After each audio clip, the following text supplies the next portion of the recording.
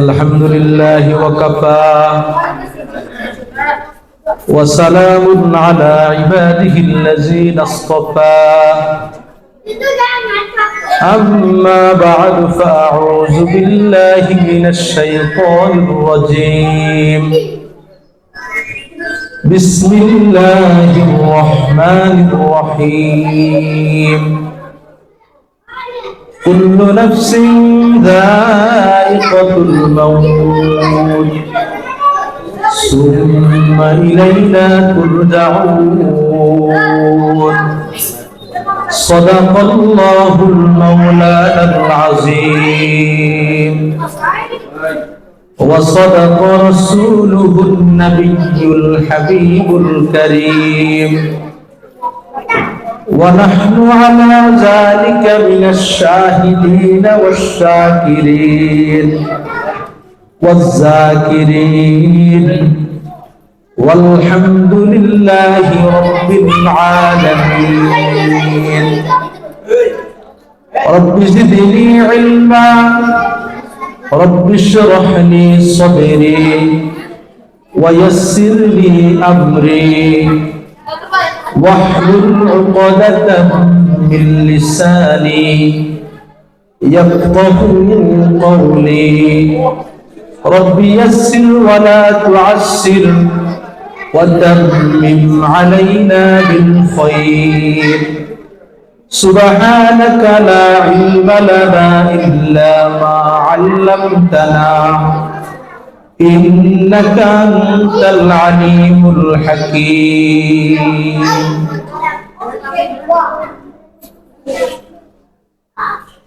আল্লাহ পাকের দরবারে অসংখ্য অগণিত শুকরিয়া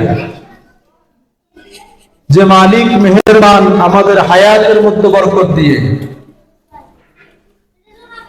আজকে দারুল হিকমা ইন্টারন্যাশনাল মাদ্রাসার দ্বিতীয় বার্ষিক ওয়াজ মাহফিলে আসার বসার তৌফিক দিলেন, শুকরিয়া আদায় করি আলহামদুলিল্লাহ। আমি আপনাদের সম্মুখে হুজুর আকরাম সাল্লাল্লাহু আলাইহি ওয়াসাল্লামের খুবই গুরুত্বপূর্ণ একটি হাদিস নিয়ে অল্প সময়ের মধ্যে আলোচনা করব। আল্লাহ পাক আমাদেরকে আমল নিয়তে বলার এবং শোনার তৌফিক দান করুন বলি আমিন। যে হাদিসটি আমি পাঠ করব এই হাদিসটি হচ্ছে টাইম সংক্রান্ত।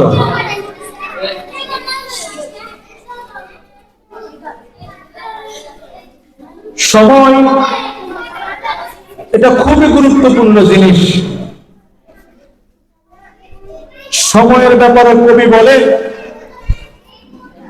যে তোমরা সময়কে মূল্যায়ন করো, কারণ সময় এমন এক জিনিস এটা স্থির থাকে না, এটা হাতছাড়া হয়ে যায়, চলে যায়। এজন্য একজন কবি বলেন জমানা বয় খাল রাখতা নেহি,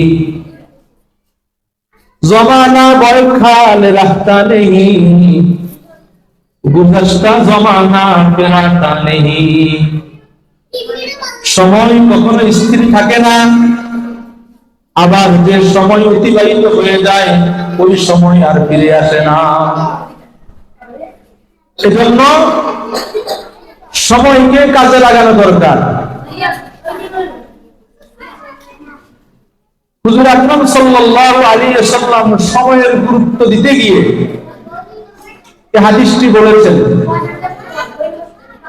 হাদিসের প্রথমে হুজুর আকরাম সাল্লাল্লাহু আলাইহি ওয়াসাল্লাম বলতেছেন ইকতানিম খামসান ক্বাবলা খামসিন, পাঁচটা জিনিস আসার পূর্বে তোমরা পাঁচটা জিনিসকে মূল্যায়ন করো। পাঁচটি জিনিস আসার পূর্বে তোমরা পাঁচটি জিনিসকে মূল্যায়ন করো। অর্থাৎ এই পাঁচটি জিনিস এমন, এটা তোমার হাতে আর থাকবে না, যে কোনো মুহূর্তে দেখি হাত ছাড়া হয়ে যাবে।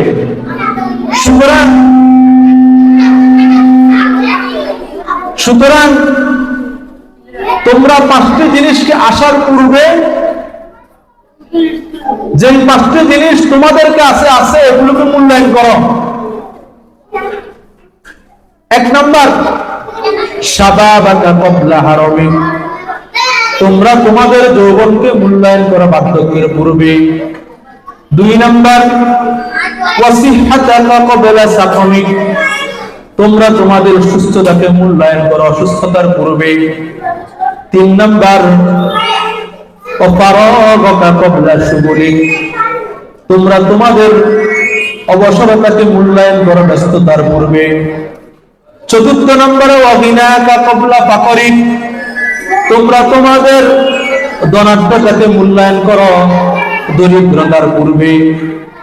পঞ্চম নম্বরে, ওয়াহায়াতাকা ক্বাবলা মাউতিক, তোমরা তোমাদের জীবনকে মূল্যায়ন করো মৃত্যুর পূর্বে। এই পাঁচটি জিনিস, পাঁচটি জিনিসের প্রথমটি কি? শাবাবাকা ক্বাবলা হারামিক। আল্লাহ হাবিব বলেন, ও দুনিয়ার মানুষ, তোমরা তোমাদের যৌবনকে মূল্যায়ন করো বার্ধক্যের পূর্বে। তার মানে হলো যৌবন এটা সময়ের সাথে সম্পৃক্ত, যৌবন এটা সময়ের সাথে সম্পৃক্ত। মানুষের জীবনের কিছু সময় যখন পার হয়ে যায়, বয়সের একটা টাইম আছে, এটা যদি পার হয়ে যায় তখন আর যৌবন থাকে না। প্রত্যেকটি মানুষের জীবনে তিনটি কাল থাকে, একটা হলো শিশুকাল, একটা হলো যৌবনকাল, একটা হলো বৃদ্ধকাল। শিশুকাল এমন এক কাল যেই কালে মানুষ শিশু থাকা অবস্থায় সঠিক বেঠিক বুঝে না, জায়েজ না জায়েজ বুঝে না, হালাল হারাম বুঝে না, কোনটা করলে ঠিক হবে কোনটা করা ঠিক হবে না এটা বুঝে না, এটার নাম হলো শিশুকাল। আবার বৃদ্ধকাল এমন এক কাল যে সময় মানুষ চাইলেও অনেক কিছু করা সম্ভব হয় না, কারণ বার্ধক্যের কারণে অনেক কিছু এখন আর তার পক্ষে করা সম্ভব হয় না। তাহলে মানুষের জীবনের তিনটি কাল, শিশুকাল, যৌবনকাল, বৃদ্ধকাল। তন্মধ্যে সবচাইতে গুরুত্বপূর্ণ সময় হচ্ছে যৌবনকাল। এই যৌবনকাল হচ্ছে মানুষের জীবনের গোল্ডেন টাইম, স্বর্ণালী সময়, প্রিম টাইম। এই যৌবনকে মূল্যায়ন করা দরকার।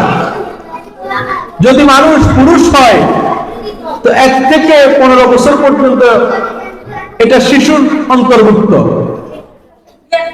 আর 15 থেকে নিয়ে 40 বছর পর্যন্ত এটাই হচ্ছে যৌবন।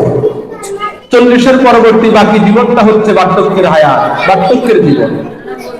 যদি একজন মানুষ মেয়ে হয় তো 1 থেকে 9 বছর এটা তার শিশুকাল, 9 থেকে 40 বছর পর্যন্ত এটা তার যৌবনকাল, এরপরে বাকি জীবনটা হচ্ছে বৃদ্ধকাল।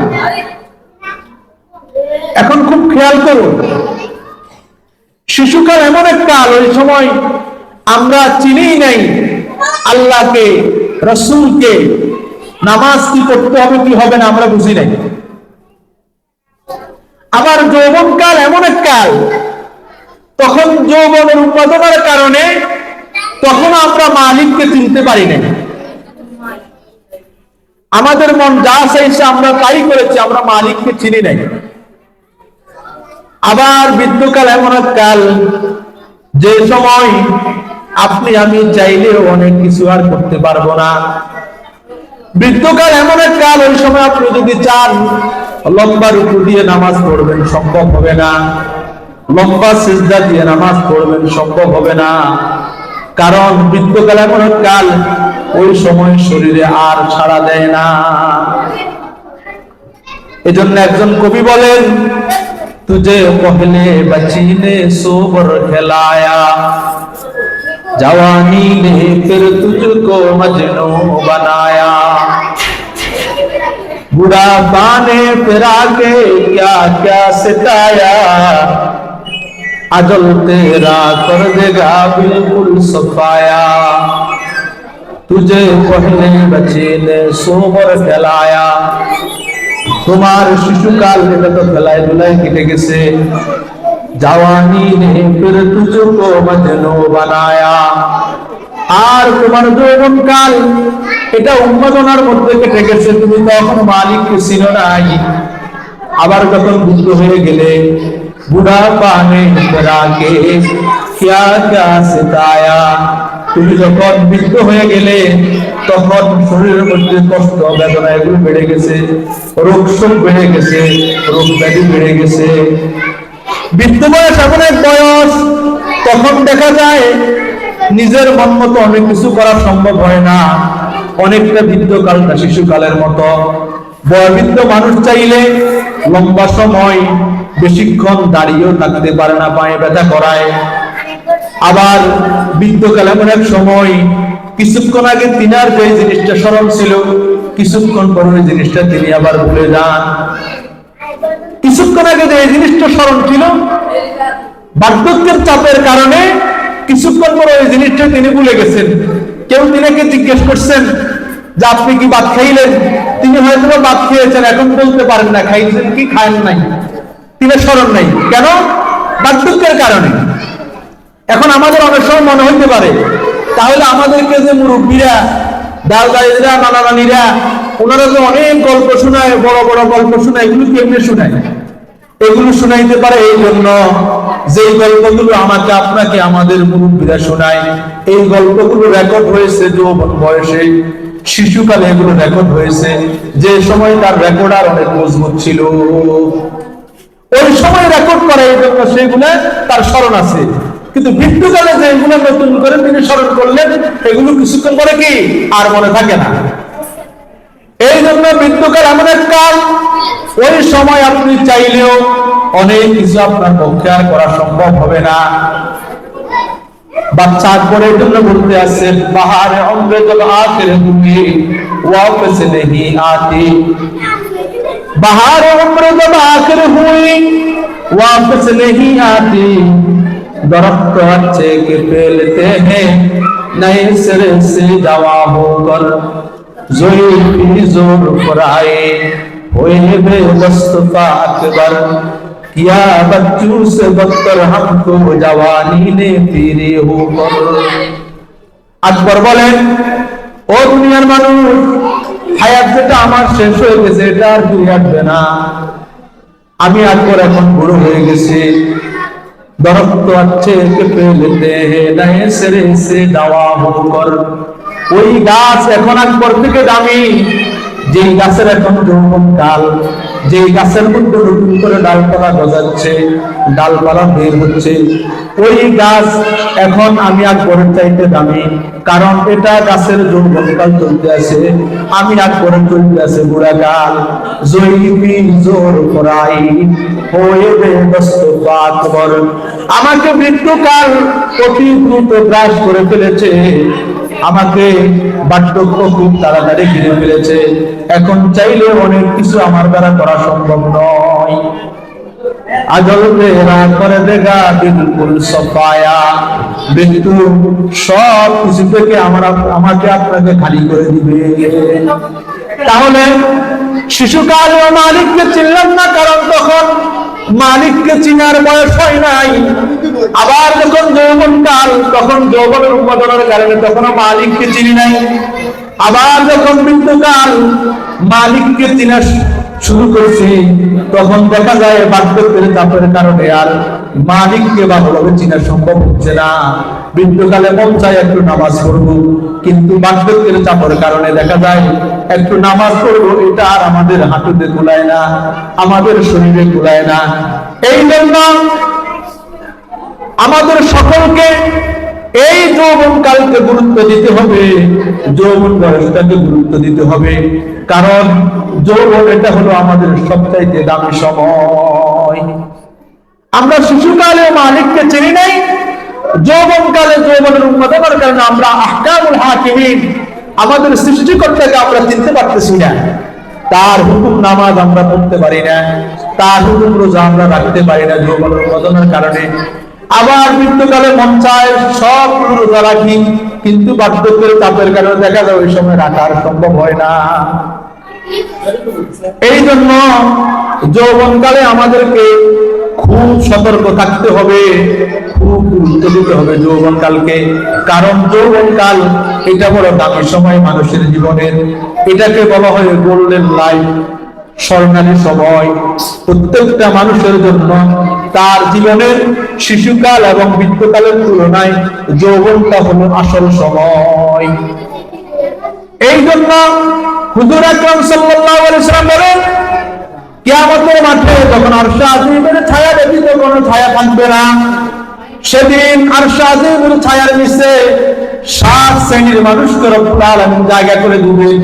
তন্মধ্যে দ্বিতীয় প্রকারের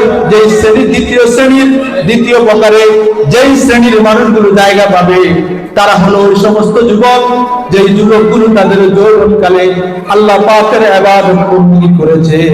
সুবহানাল্লাহ। যেদিন আরশে আজিমের ছায়া ব্যতীত কোনো ছায়া থাকবে না, সে আরশে আজিমের ছায়ার নিচে ওই সমস্ত যুবকরা বসার সুযোগ পাবে যারা তাদের যৌবনকালকে আল্লাহ পাকের রাজামন্দি অনুযায়ী কাটিয়েছেন।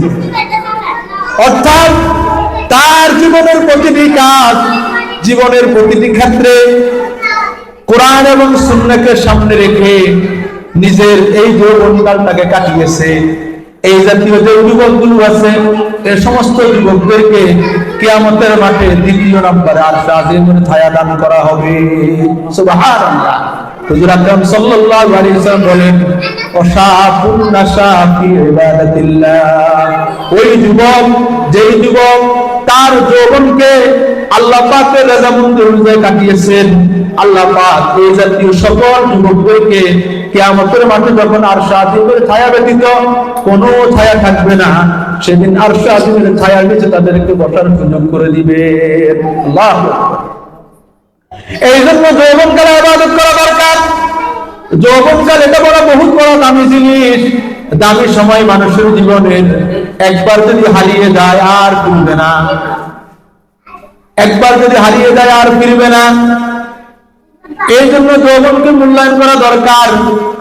কবি বলেন, দর জাওয়ানি তাওবা করদল শিবায়ে পয়গম্বরি, वक्त पीरी गुलगे जालिम मिशावद परहेजगार।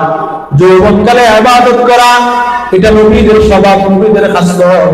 যৌবনকালে তাওবা করা, যৌবনকালে নামাজ পড়া, যৌবনকালে রোজা রাখা, যৌবনকালে হালাল হারাম মেনে চলা, যৌবনকালে সত্য বলা, সত্য সাক্ষ্য দেওয়া, যৌবনকালে শরীরের প্রতিটি অঙ্গ প্রত্যঙ্গে 3.5 বডির ভিতরে নিজের বডি উচ্চারে আল্লাহর হাবিবের সুন্নাহকে অনুসরণ করা, এগুলো হচ্ছে নবীদের স্বভাব। কারণ বৃদ্ধকালে বাঘ বুজুর্গ হয়ে যায়, যৌবনকালে ইবাদত করে, এটা নবীদের স্বভাব। বৃদ্ধকালে বাঘ কি হয়ে যায়, বুজুর্গ সাজে। এই জন্য দেখা গেল একবার শেখ সাদি রহমতুল্লাহ ঘটনা নিয়ে এসেছেন যে একবার যখন বৃদ্ধ হয়ে গেছে, বুড়ো হয়ে গেছে, তখন সে একটা গর্তের মধ্যে বসে আছে। বনের অন্যান্য প্রাণীরা এই বাঘকে দেখার জন্য গেল। শিয়াল গেল কয়েকদিন পরে।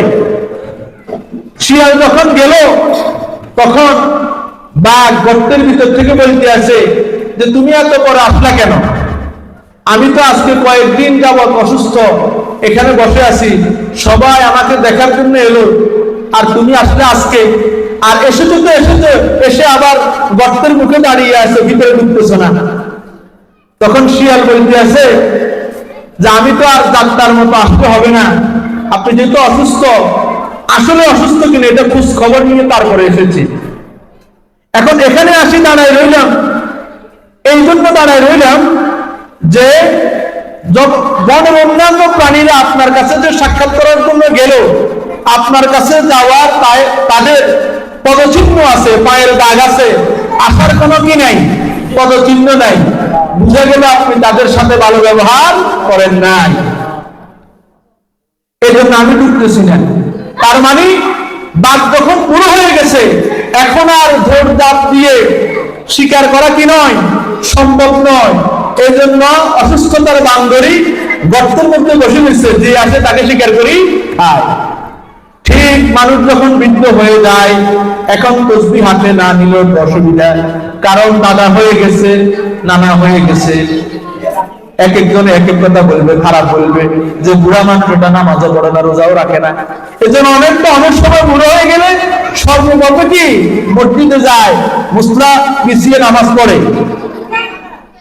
এজন্য না, মৃত্যুকালে নয়, ইবাদত করতে হবে কোন কালে? যৌবনকালে। যৌবনকালে ইবাদত করতে হবে। ধরে জাওয়ানি তাওবা করতেন শিবায়ে পয়গম্বরি ওয়াক্তে ফিরি গুলবে জালিম কি শাওয়াদে পরহেজগার। যৌবনকালে ইবাদত করা, তাওবা করা, আল্লাহর হুকুম মানা, এটা নবীর স্বভাব। কারণ বৃদ্ধ বয়সে ভাগে বুজুর্গ হয়ে যায়। এই জন্য আমরা ইবাদত করব কোন কালে? যৌবনকালে। যৌবনকালে ইবাদত করব, সময়ে সময়ে নামাজ পড়ব, রমজান আসলে রোজা রাখবো, চেষ্টা করব কোরআন এবং সুন্নাহকে সামনে রেখে নিজের যৌবনটা কাটানোর। আবার যখন ইসলামের প্রয়োজন হবে, জিহাদ ফি সাবিলিল্লাহর প্রয়োজন হবে, তখন যুবক সাহাবীদের মতো, হযরত জুবাইর ইবনে আওয়ামের মতো, খালিদ বিন ওলীদের মতো ময়দানে ঝাঁপিয়ে পড়তে হবে। আল্লাহর জমিনে আল্লাহর রাজ প্রতিষ্ঠার জন্য চেষ্টা করতে হবে। এটা কোন বয়সে? যৌবন বয়সে। যৌবন বয়সে যদি আমরা ইবাদত বন্দী করি, তাহলে বৃদ্ধ বয়সে যদি কোনো কারণে কোনো ইবাদত ছুটেও যায়, বিভিন্ন যেগুলা যৌবন বয়সে করেছি, বেশি ইসলামের পক্ষে নবীজির শানে গোস্তাকি হয়েছে, রাসূলুল্লাহর ইজ্জত সম্ভ্রম হেফাজতের জন্য আমরা মিছিলে শরীক হলাম যৌবন বয়সে, কিন্তু বৃদ্ধ বয়সে পারি নাই বার্ধক্যের কারণে।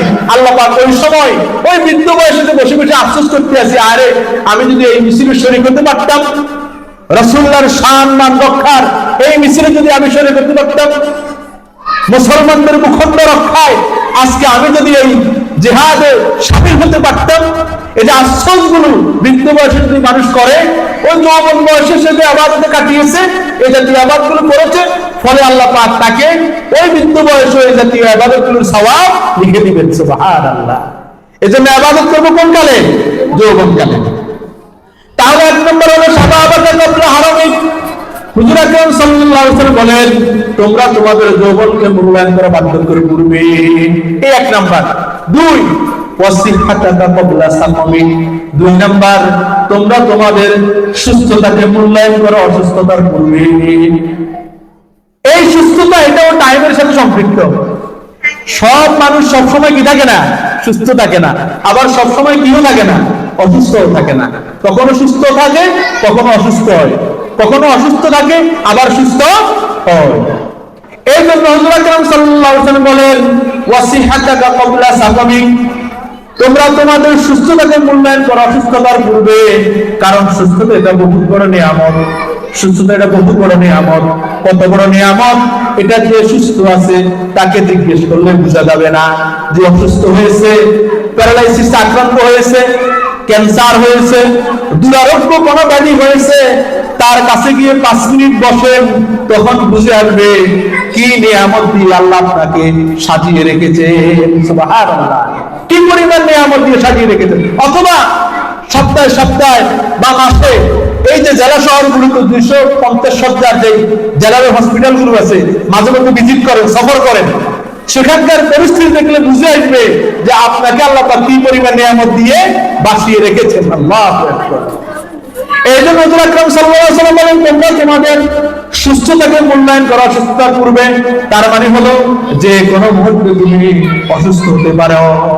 কারণ সুস্থতা অসুস্থতা দুটোটা কার হাতে? আল্লাহর হাতে। এই জন্য সুস্থতাকে মূল্যায়ন করা দরকার। কারণ যে কোনো মুহূর্তে যে কোনো সময় আমি আপনি অসুস্থ হয়ে যেতে পারি। এই জন্য মাঝে মধ্যে শোনা যায় যে অমুক স্ট্রোক করছে, অথচ এর আগে তিনি কি লম্বা সময় ভালো ছিল, হঠাৎ তিনি কি স্ট্রোক করছে। তারপরে দেখা শোনা যায় অমুক অ্যাক্সিডেন্ট করে হঠাৎ বিকলাঙ্গ হয়ে গেছে একবার। এজন্য যে কোনো মুহূর্তে আমরা অসুস্থ হতে পারি। এজন্য হুজুর আকরাম সাল্লাল্লাহু আলাইহি ওয়াসাল্লাম বলেন, তোমরা তোমাদের সুস্থতাকে অসুস্থতার পূর্বে মূল্যায়ন করো। এক হাদিসে রাসূল বলেন, নিয়ামাতানি মাকবুলুন ফীহিমা কাসীরুম মিনান নাস। এমন দুটি নিয়ামত রয়েছে, পৃথিবীর বেশিরভাগ মানুষ এই দুটি নিয়ামতের ব্যাপারে বেখবর। এই দুটি নিয়ামতের শুকরিয়া আদায় করে না। ওই নিয়ামত দুটি হলো আসিহাতু ওয়াল ফারাগ, সুস্থতা এবং অবসরতা। সুস্থতা এটা যে নিয়ামত, পৃথিবীর মানুষ এটা জানেই না, এটা বুঝেই না। যখন অসুস্থ হয় তখন ডাকাডাকি কি শুরু হয়ে যায়। এই জন্য ডাকতে হবে সুস্থতায়। সুস্থতায় যদি মালিককে ডাকতে পারি, তাহলে অসুস্থতার সময় যদি নাও ডাকতে পারি, আল্লাহ পাক আমার আপনার উপর রাজি আর খুশি থাকবেন। আল্লাহ পাক বলবেন, এই বান্দা সুস্থ থাকা অবস্থায় যখন তার গুনাহ করার ক্ষমতা ছিল, তখন সে গুনাহ করে নাই, আমাকে স্মরণ করেছে। সুতরাং সুস্থ মানুষ সুস্থ থাকা অবস্থায় যদি আল্লাহকে রাজি খুশি করতে পারে, অসুস্থ অবস্থায় যে ইবাদতগুলো তার করার প্রয়োজন ছিল কিন্তু অসুস্থতার কারণে করতে পারতেছে না, ওই ইবাদতগুলোর সওয়াব ওই অসুস্থ মানুষকে আল্লাহ পাক দান করে দেন। যে অসুস্থ মানুষটা সুস্থ থাকা অবস্থায় আল্লাহ পাকের ইবাদত বন্দেগী ছাড়ে না। এই জন্য সুস্থতাকে মূল্যায়ন করতে হবে, সুস্থতাকে মূল্যায়ন করতে হবে। সুস্থতা এটা আল্লাহ পাকের বহু বড় দামি নিয়ামত। এটা বুঝে আসে তখন যখন আমরা অসুস্থ হই অথবা অসুস্থ কাউকে দেখি। আজকে থেকে ইনশাআল্লাহ আমরা চেষ্টা করব আমাদের সুস্থতাকে মূল্যায়ন করার জন্য, অসুস্থতা আসার পূর্বে। 3 নম্বরে হুজুর আকরাম সাল্লাল্লাহু আলাইহি ওয়াসাল্লাম বলেন, অপারাগতা কবলা শুগুলি, তোমরা তোমাদের অবসরতাকে মূল্যায়ন করো ব্যস্ততার পূর্বে। অবসরতাকে মূল্যায়ন করো ব্যস্ততার পূর্বে, কারণ অবসরতা এটা আল্লাহ পাকের বহু বড় নিয়ামত। অবসরতা এটা আল্লাহ পাকের বহু বড় নিয়ামত। এজন্য আমাদেরকে এই অবসর সময়কে মূল্যায়ন করা দরকার। অবসর সময় এটা কোনটা? অর্থাৎ কোন মানুষ কাজে কর্মে ব্যস্ত থাকে, সময়ে সময়ে সে অবসর হয়, মাসিক চাকরি করে, মাসে 3 দিন ছুটি পান, অথবা তিনি কোনো কোম্পানির জব করেন, সময়ে সময়ে তিনাকে কিছু সময় রেস্টের জন্য দেওয়া হয়, এটা হচ্ছে অবসর সময়। হুজুর আকরাম সাল্লাল্লাহু আলাইহি ওয়াসাল্লাম বলেন, তোমরা তোমাদের অবসরতাকে মূল্যায়ন করো ব্যস্ততার পূর্বে। ব্যস্ততা এটাও নিয়ামত, কিন্তু যদিও হুজুর বলছেন তোমরা তোমাদের অবসরতাকে ব্যস্ততার পূর্বে কি মূল্যায়ন করো, তবে এখানে কি ব্যস্ততা এটাও নিয়ামত। ব্যস্ততা এই অর্থে নিয়ামত যে মানুষ যখন ব্যস্ত থাকে তখন গীবত, শিকায়েত, পরনিন্দা, পরসমালোচনা, এক কথায় অনেক গুনাহের কাজ থেকে সে কি বেঁচে থাকতে পারে ব্যস্ততার কারণে। এই অর্থে ব্যস্ততা নিয়ামত। আর অবসরতা এই অর্থে নিয়ামত যে মানুষ, আমি তো কাজে কর্মে ব্যস্তই থাকি, এখন একটু অবসর সময় পাইলাম, এই সময় যদি আল্লাহকে বেশি বেশি ডাকতে পারি তো আল্লাহ পাকের পক্ষ থেকে বেশি নেকি অর্জন করা যাবে। এই অর্থে অবসরটা কি নিয়ামত। অবসরতা এটা নয় যে অবসর সময় পাইলাম শুধু শুই থাকলাম, এটা নয়, এই অর্থে নিয়ামত নয়। অর্থাৎ আমি আপনি কাজে কর্মের ফাঁকে দিয়ে একটু অবসর সময় পাইলাম, ওই অবসর সময় যদি আল্লাহকে একটু বেশি ডাকতে পারি তাহলে আমি বেশি নাকি কি হব, বাগী হব। এই জন্য হুজুর আকরাম সাল্লাল্লাহু আলাইহি ওয়াসাল্লাম বলেন, অপারাগতা কবলা শুগুলি, তোমরা তোমাদের অবসরতাকে মূল্যায়ন করো ব্যস্ততার পূর্বে। এই জন্য অবসরতাকে মূল্যায়ন করা দরকার। আজকে অবসরতাকে মূল্যায়ন করা হয় না, মানুষের গুনাহের কাজে আমরা ব্যস্ত হয়ে যাই এই অবসর সময়। আল্লাহ পাক আমাদেরকে এই অবসর সময়গুলোকে মূল্যায়ন করার তৌফিক দান করুন বলি আমিন। 4 নম্বরে হুজুর আকরাম সাল্লাল্লাহু আলাইহি ওয়াসাল্লাম বলেন, অগিনাকা ক্বাবলা ফাকরিক, তোমরা তোমাদের ধনাঢ্যতাকে মূল্যায়ন করো দরিদ্রতার পূর্বে। কারণ ধনাঢ্যতা এটা এমন এক জিনিস, এটাও সময়ের সাথে সম্পৃক্ত। সব মানুষ সব সময় ধনাঢ্যবান থাকে না, সব মানুষের সব সময় জমিদারি থাকে না। সকালবেলায় বহু কিছুর মালিক ছিল, বিকেলে ফকির। এটা নদীর কূলে দেখা যায়। নদী ভেঙে এখন আর ঘর বাড়ি কি কিছু নেই, কিছু নেই। সকালে সব ছিল। এরকম বহু মানুষ আছে, হাজার হাজার, সাক্ষাৎকার নিলে বোঝা যায়। এই জন্য হুজুর আকরাম সাল্লাল্লাহু আলাইহি ওয়াসাল্লাম বলেন, অগিনাকা ক্বাবলা ফাকরিক, তোমরা তোমাদের ধনাঢ্যতাকে মূল্যায়ন করো দরিদ্রতার পূর্বে। তোমরা তোমাদের সচ্ছলতাকে মূল্যায়ন করো দরিদ্রতার পূর্বে। দরিদ্রতা, ফকিরি, অভাব, অনটন এগুলো আসার আগে ধনাঢ্যতাকে মূল্যায়ন করো। অর্থাৎ যখন তোমার হাতে অর্থ কড়ি আছে, আল্লাহ পাকের রাস্তায় খরচ করো, বসে থাকিও না। কারণ তুমি হয়তো মনে করছো আরো একটু টাকা পয়সা আসুক, আসলে তারপরে একটু আমি দান করবো। কয় না মানুষের হাজাতের শেষ নেই, এক হাজাত পূরণ না হতে হতে আরেকটা হাজাত কি শুরু হয়ে যায়, এক প্রয়োজন পূরণ হয় তো আরেক প্রয়োজন শুরু হয়, এটাই হচ্ছে জিন্দেগি। এই জন্য যখন হাতে অর্থ করি আছে আল্লাহ পাকের রাস্তায় দুহাত খুলে আমরা দান করব, বসে থাকবো না এই জন্য যে আরো হোক তারপরে দান করব। দেখা যাবে যে আপনি যে আশা নিয়ে থাকবেন ওই আশা আপনার পূরণ হবে না। এই জন্য আমরা আমাদের ধনাঢ্যতাকে মূল্যায়ন করা দরকার, বিশেষ করে যৌবন বয়সে। যুবক থাকা অবস্থায় যদি অর্থ সম্পদের মালিক হয় দান করা দরকার, কারণ দেখা যায় বেশিরভাগ ক্ষেত্রে মানুষ যখন বুড়ো হয়ে যায় তখন একটু বকিল হয়ে যায়। অনেক নজির আছে এরকম, বকিল হয়ে যায়, মাঝে মধ্যে দোয়া চায়, পেরেশানি অনেক সময়। এখন আপনি কেন দোয়া? 10 কাঠা জমি কিনছে এই জন্য দোয়া, পেরেশানিতে আছে, সবগুলো পেমেন্ট হয় নাই। তো 10 কাঠা কিনি, পেরেশানিতে থাকার দরকার কি ছিল? 5 কাঠা কিনে বিনা পেরেশানিতে থাকার এটা ভালো ছিল না? এই জন্য হাজাত এটা এমন এক জিনিস, এটা মৌতের আগ পর্যন্ত মানুষের পিছু ছাড়ে না, একটার পর একটা আসতেই থাকে। এই জন্য হুজুর আকরাম সাল্লাল্লাহু আলাইহি ওয়াসাল্লাম বলেন অগিনা কাকবলা পাকরি, চতুর্থ নম্বরে তোমরা তোমাদের ধনাঢ্যতাকে মূল্যায়ন করো দরিদ্রতার পূর্বে। 5 নম্বর এটা বলিছেন অহায়াত কাকবলা মাউতি, তোমরা তোমাদের জীবনকে মূল্যায়ন করো মৃত্যুর পূর্বে। তোমরা তোমাদের জীবনকে মূল্যায়ন করো কি? মৃত্যুর পূর্বে। হায়াত এটা বহুত বড় দামি সম্পদ, বহুত বড় দামি জিনিস। একবার যদি চক্ষু বন্ধ হয়ে যায় আর খোলার কি নাই, সুযোগ নাই, আর খোলার সুযোগ নাই। এই পর্যন্ত যতজন চক্ষু বন্ধ করে কবরস্থানে গেছে, ফিরে এসেছে, একজনও আসে নাই। আর আমরা যারা এখন চোখ খোলা, একবার যদি বন্ধ হয়ে যায় আমাদের দ্বিতীয়বার আসার কোনো কি নাই, সুযোগ নাই। এই জন্য হুজুর আকরাম সাল্লাল্লাহু আলাইহি ওয়াসাল্লাম বলেন হায়াতাকা ক্বাবলা মাউতিক, তোমরা তোমাদের জীবনকে মূল্যায়ন করো মৃত্যুর পূর্বে।